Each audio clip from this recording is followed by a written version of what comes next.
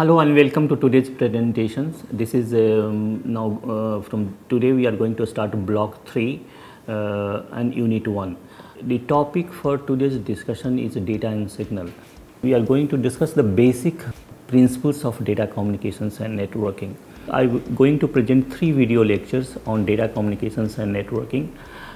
Primarily we will be talking about what is a data, what is a communications, what is the difference between different kinds of data, how data can be represented, analog signal, it can be represented to digital signal, we'll give you example of digital signal, we'll give you example of analog signal, and then we'll try to explain the operation of a modem and its working. And then finally we talk about modes of data transmission. So basically data communications networking will be covered in a series of 3 video lectures, and going to take the first unit 1. So far in this course you must be aware of basic features of a computer. How does a computer work, what are basic components of a computer, what is a CPU, what is a registers, what is a memory, what are the peripheral devices. Earlier computer was basically a standalone systems. Most of the computer you have seen, the earlier versions of computer were designed as a standalone machine. What do I mean by a standalone machine? It means that it didn't have any communications facility. So if you want to copy something from one machine to another machine, you have to copy in a floppy disk. You have to copy all your files in a floppy disk or any other media, and then go to another machine again, copy it back. This kind of model was existing. Now most of the computers are not designed as a standalone systems. They have a communications facilities inside a system. So our discussions will be that what is this, how this computer communicate with one among themselves. So the broad topic for discussion is data communication and networking. So I will be taking 3 video lectures on this topic. Primarily I will be talking about what is data communication, what is data, how data can be represented, what are different modes of data presentations, what is a signal. Primarily inside the machine the data is converted in form of a signal. So there could be analog signal, it could be a digital signal. I will explain you what is the difference between analog and digital signals. I will also explain you modes of data transmissions, how data will be transmitted from one machine to another machine, whether it will go parallel or whether it will go one by one or called bit by bit, and then operation of a modem that helps you to communicate from one machine to another machine or converting from signal from one to another. So this is the 3 video lectures we'll be taking on data communication and computer networking. Today's lecture is basically on data and signal. Let me start with one basic thing, that the development of a personal computer has brought lots of changes in our day-to-day functioning. Everything is getting computerized. The education sector or the industry or the business, everything is being now, all the business activities of these are being put on the computer side now. Similar revolution is happening in data communication and computer networks. Now in the connected world, so world has become much more connected than isolated world. Today computer does not work as a standalone machine but as a part of communication system. So most of the computer today have a attached communication systems with it. Communication can be said to be one of the most important factor for the rapid modernization of the world. Of course personal computer also brought lots of changes, but it is the communicating facility within a computer has changed a lot. Besides computers, the communications facility is not only within a computer itself, but you take various examples, aircraft, the rockets, the satellite, all basically rely on the communication system for their successful operations now. So what I have explained you so far, that the computers are designed not as a standalone system, but they have a communication facility today, and it is communication mechanism built into a computer system are rapidly changing the way we are working today. Now some of the examples are like this: online banking, online education, online meeting, online gaming. So everything is moving from offline to online educations. Basically sitting at home, you are attending the lectures of very experts, you are consulting a doctor sitting at home, you are doing most of the transactions. You want to know that how much money is left in your bank account, you can see directly sitting at home, don't need to go and stand in a queue in any bank and update your account. So all the many transactions you can buy share for a particular in a market, for any particular fund. So everything is happening here itself. You can attend online meetings, people are scattered all over the country, different countries also, and you can have a meeting with them. Online gaming, students are also playing games with through online. So all the activities are taking place today in computers, and this is happening only because of the communications facility, because computers are now designed to be a standalone system. So we'll try to explain what is a communication system. This is the basic purpose of our talk. So let me explain the term data and data communication. Let me define, and it will be further refined. Data communications definition will be further refined. So let me give you a definition of what is the data, because data communication has two words, data and communications. So data refers to information represented in some form which is agreed upon both the parties which create the data and interpret or use the data. That example is this one, that if you are communicating with someone, then he or she has to understand the language in which you are talking. If you know one language and with whom you are talking to does not understand that language, there is not going to be any communications. So this is basically they have to understand the information which you are sending to them. Data communication is the process of exchange of data. Now you have understood what is data, and data communication is the process to exchange the data between two devices through some form of transmission medium. So there is requirement of a transmissions medium. I will tell you there could be different kinds of transmissions medium. They not necessarily that some wires should be connected between two devices for communications. There could not be any. There could be wireless medium also. There are different ways of communication of data, and they will have a detailed discussions on the transmissions medium. Now here we are just giving you few examples. Details discussion will be at later stage. Two-state pair, coaxial cable, fiber optics, wireless media, satellite. So I can send a data through satellite, I can send data without any wire. This is called the wireless media. There is a fiber optics.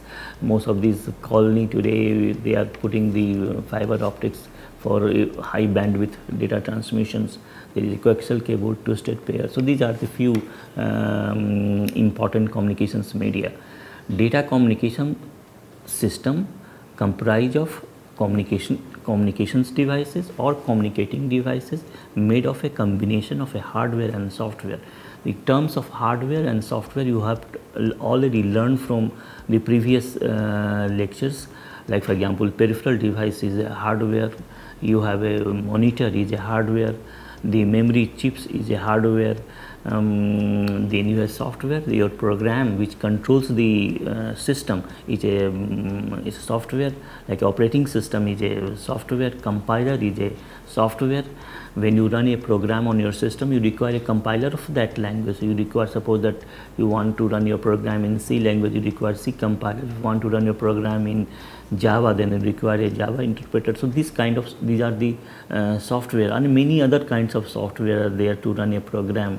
So when you write a program in any language, they require, you need to have different kinds of libraries also, which will help you to write a program. So they all are software. Now here you have understood the terms data, you have understood the terms data communications. There is some exposure to communications media for required for data communication, you are already aware of. You understand the terms hardware and software. Now some fundamental characteristics of data communication is the data delivery to the correct destination. This is very important, that if I am sending email to someone else, then it has to reach to the person whom I have sent the mail. In fact, you must understand that like for example, sending email is a basically data communication, is a process of data communications. You are surfing something on the net, is also a process of data communications. Data is being downloaded from one system to another system, or mail is being sent to another system, one computer to another computer. So this is all part of data communications, already involved with the data communication facilities. Now, so the first feature is that you must be reaching to the correct destination. Second is accuracy in data delivery. Whatever you have sent, it must reach as it is without tampering of any data. Then timely data delivery, not that today you have sent the urgent message and it is reached after few days. So there has to be a time frame for delivery of the data from one machine to another machines. No variations in data delivery. It means suppose that you have sent 40 packets, 30 packets as it is, and there is a delay in 10 packets. So then it is called variation in data delivery. So this is, the term is called jitter. Jitter should not happen. Always you have seen when you watch a television during the rainy season, always there is a jitter, because some voice, some information are reaching, some information are not reaching on time. So they are basically broken images or broken videos, something like this. So they call this so there is a variations in the data delivery in that case, and this is example of a jitter. So there are four primarily characteristics of a data communication is that it should be timely delivered, data should be accurate, and data should be delivered to the correct destinations, and there should no variation in data delivery. Let me explain once more what is the no variation data delivery. It means some packet reach on time, some packet didn't reach on time, or it is taking long durations. So this is should be avoided. Now elements, we are talking about elements of data communications. Data communication has a data, of course. We have given you a definition of a data. There is a transmitter, the sender. So if you are sending an email then to someone else, then you are the sender. Someone who is receiving the mail from someone else, then he is the receiver. So there is a transmitter, there is a receiver, and there is actual data. When you are sending an email, what is the actual data? Your email is actual data. Then communications channel, how you are sending the data, which media you are using them.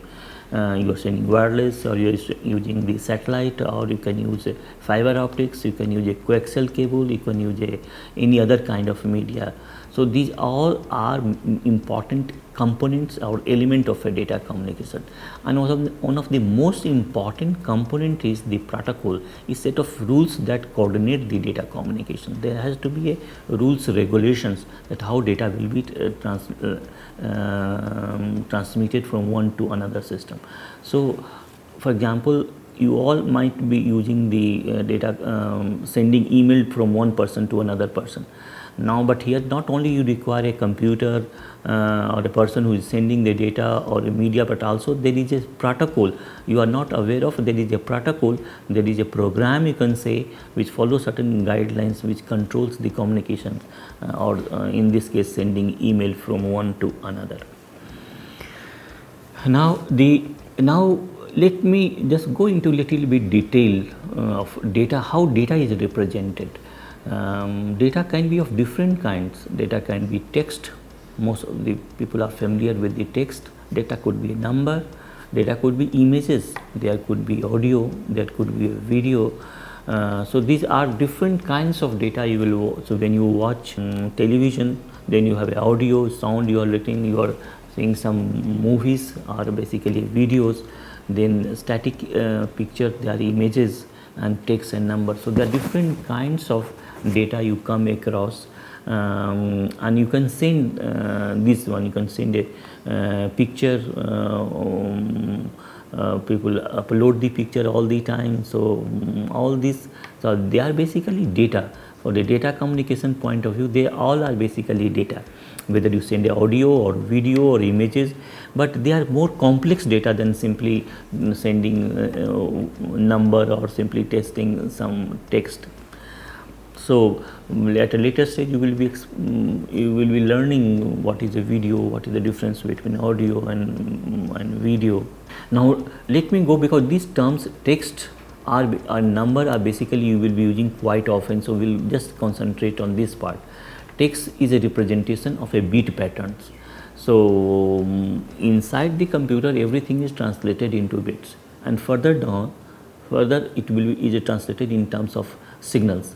Now, but right now let's go at the bit level. So any data can be converted into basically bit. Now, for example, 5 can be converted as a bit patterns, 101, 7 can be done on 111. So you will be learning as you proceed further. You will be learning how it will be converted a number into the binary system. Computer works with binary signals. So first it has to be converted into binary, and then it will be converted into kind of signals, or you can say waveform, something we understand. Computer work with at a lower level the text, whatever form you have presented your data, either in form of text or numeric or images, or this one, it's converted into bit pattern, and further down it is converted into form of signals now. So now let's concentrate on text part now. Is represented as a bit pattern. Each alphabetic character like a 1, 2, 3, A, B, C has a different bit patterns, also called code. So inside the computer, 1 has a different bit pattern, A has a different bit pattern, B has a different bit patterns, and this process of representing alphabetic character is called coding. So coding is a how to represent a particular alphabetic character in terms of a bit pattern. Now, the widely used coding systems in computers, you will learn lots of standards, lots of and without the standard system will not work. For example, if you work on one, if two computers have a different coding system, then whatever you have represented, whatever you have created the file, in this file will be not be open on another machines now. So the widely used coding system are Unicode and ASCII system. You must remember these two coding system. ASCII stands for this American Standard Code for Information Interchange. What is the difference between the two? Difference in terms of the length, word length, bit pattern. Each character in Unicode is defined by 32 bit, because it covers almost everything. Every character in different language also can be represented in form of a Unicode. So the 32 bit, 8 bit becomes 1 byte. Like so 4 bytes you can say. Now ASCII is a 7-bit code that was designed to provide code for 128 symbols or characters. How the 7-bit can represent 128 symbols? Because 2 to power 7 becomes 128. So with 7-bit code you can have 128. Most of the keyboard are basically ASCII, they follow the ASCII coding system, and they have only 7-bit code representations. For example, A is represented as a 65 in decimal, B is represented as 66 in decimal. Any computer book at the end of these, they give you lots of appendices, and in one of the appendices you will find the ASCII coding systems. Today ASCII has become a part of the Unicode system. So first 28 codes in Unicode is the ASCII codes now. So you have understood the difference between the ASCII code and the Unicode. Unicode is much more larger. ASCII code has become a part of the Unicode. And to understand what is ASCII, most of your keyboard, whatever, whenever you press a key, that key you are pressing some number, alphabetic character or some symbol. It is represented in terms of bit code, and they follow ASCII code pattern. ASCII code is not represented to have a number. Number can be easily converted into binary number to do some mathematical operation. So any number can be converted into a binary. So 1, 2, 3, 4, 5 is more alphabetic character. I am talking about ASCII code is basically used for alphabetic characters. Example of numbering systems, the different kinds of numbering systems are there. Binary is one, octal is one, the hexadecimal one, and all these systems are basically used in the computer system. So you have to understand binary, octal, hexadecimal. Hexadecimal, the base is 16, octal base is 8, binary base is 2. And when we use this number 5, 16, 15, 20, 30, there is base is 10. Now images, now data representations. So now I just explained you data representation as a text number. Now let's go to the image now. Image like numbers are represented as bit pattern. So everything can be represented as a bit pattern, just like a data, just like a number. Image also can be represented as a bit pattern. Image is basically the basic component or the smallest component of any image is a pixel. Size of each pixel depends upon the resolution of a monitor. If resolution of monitor is very high, then you can see on your monitor very good picture. If the resolution is very low, then you will not able to see the real picture on your computers now or on your television also. The higher the resolution, the better will be the image on the display. So and one method to represent a color image is called RGB, so red, green, blue. So the different coding system for representing the color scheme, and one is RGB. So here in this slide, the basic purpose was to explain you that the image is another mode of representing the data, but inside the computer, image is also represented as a form of bit pattern. Let's move to another mode of data presentation, that is called video. Video refers to recording or manipulating or broadcasting of a picture or movie. So running images is basically a video. We can change video to a digital or analog signal. Well, later on, I think we have just one of the references I have told that if all data are presented inside the system in form of a bit pattern, later at further down it is represented in form of a signal. So we can have a video to a digital signal, or it can be represented as an analog signal. So anything can be presented as a video, as an analog or a digital signal. So now let's go to the let's say understand the terms now. Let's redefine the term data communications now. We have given you one small definition of a data communication at early stage. Data communication is the field which describes by what medium and how two devices communicate with. So medium is very important to understand, and how they are going to communicate. To be transmitted, data is transformed into a form of a signal, and data and signals can either be analog or digital. So now the point is very clear that you have to understand the concept of a signal now. So any data is transmitted in form of a signal when it has to be go from one to another device now, and data signals can be both analog and digital. Now understand what is analog data. Data can be analog as well as a digital data. Signals that represent data can be a digital or analog. Analog data refers to continuous data. For example, you have analog clock that has an hour, minute and second. Hands, three kinds of hands they show, one for hour, another for a minute, another for the second now. So they give you information in continuous forms. The movement of hands are continuous. Sound made by human voice or instrument is continuous. So this is example of analog data. Let's go to the digital data. Digital data provides information that has a discrete states and take discrete values. Data stored in a computer's memory are in form of zeros and ones. So they have only zero, either 0 or 1. No other data between 0 and 1. For example, you all have a digital clock. You are using a digital clock most of the time.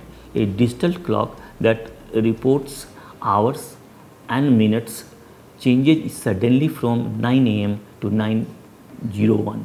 They do not show anything between 9 and 9:01. Immediately jumps to this one, and then 9:02, something like this. So this is an example of this data.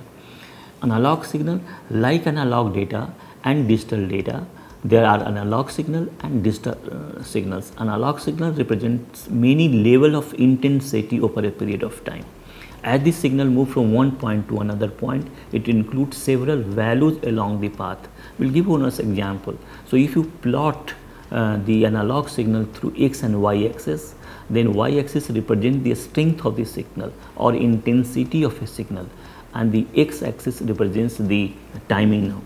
So it keeps its intensity keeps on changing as it moves now. So this is example of an analog signal.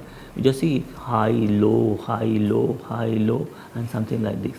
And here one can have a many values, low values, medium values, high values. Again, it coming to the low values. So something like this. So this is example of the digital signals are basically in a square form. We'll show you at a later stage the digital signal, how the digital signal are represented.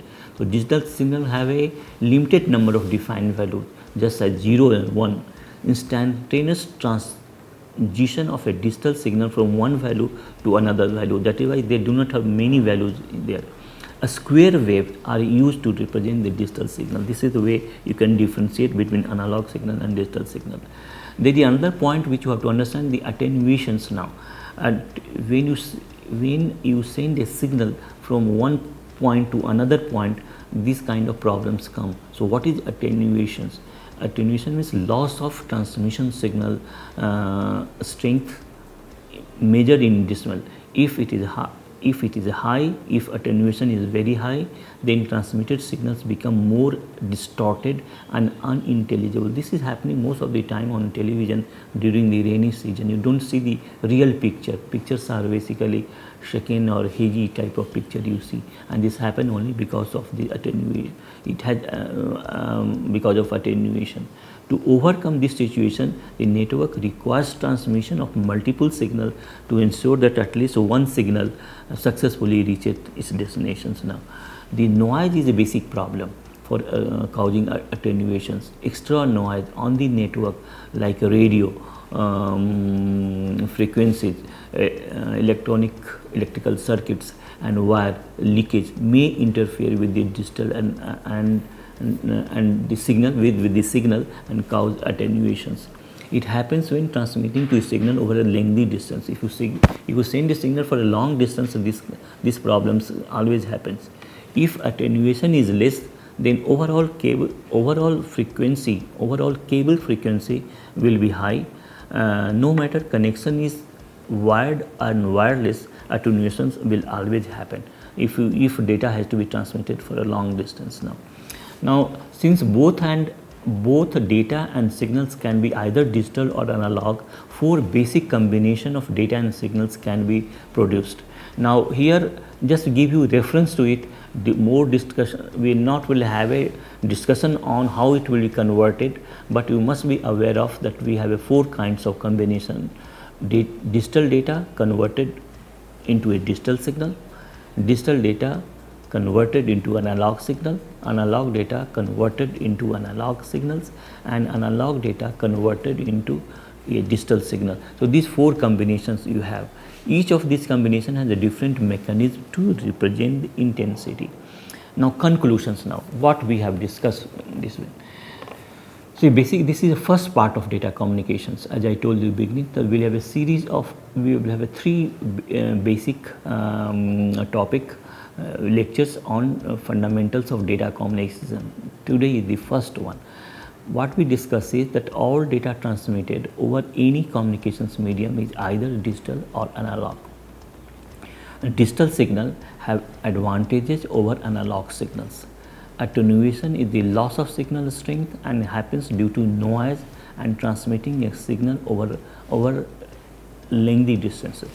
Primarily, we basically discussed, besides this basic point, we discussed what is the data communications, what is the data, what are different way data can be represented. But the most important point which you have understood, that the data is finally transmitted in form of a signal now. Signal could be analog signal and digital signals. The concluding point which I want to emphasize is that today just like a PC has brought revolutions in computing, data communication has further